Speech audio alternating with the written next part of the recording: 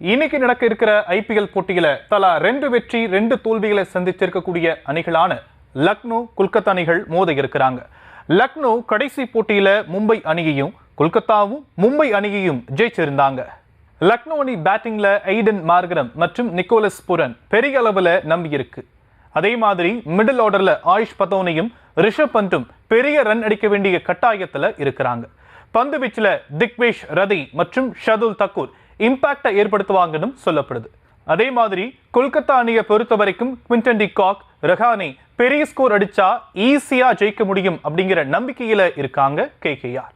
Finisher ரோல Rinku Singh, Russell அடிச்சு ஆட வேண்டிய அவசியம் ஏற்பட்டிருக்கு. பந்து வீச்சுல வைபவ் அரோரா, வருண் சக்கரவர்த்தி எதிரணிக்கு சவாலா இருப்பாங்கன்னு சொல்லப்படுது.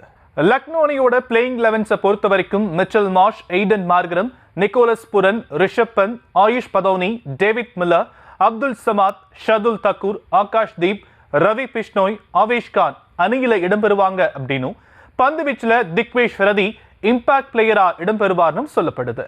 அதே மாதிரி கொல்கத்தா அணியுடைய பிளேயிங் 11 பார்த்தோம் அப்படின்னா Quinton de Kock, Sunil Narine, Ajinkya Rahane, Raghuvanshi, Venkatesh Iyer, Rinku Singh, Russell, Ramandeep Singh, Harshit Rana, Varun Chakravarthy, Vaibhav Arora அணியில இடம்பெறுவாங்க அப்படின்னும் பேட்டிங்ல மொயின் அலி இம்பாக்ட் பிளேயரா களமிறங்க வாய்ப்பு இருக்கிறதா சொல்லப்படுது.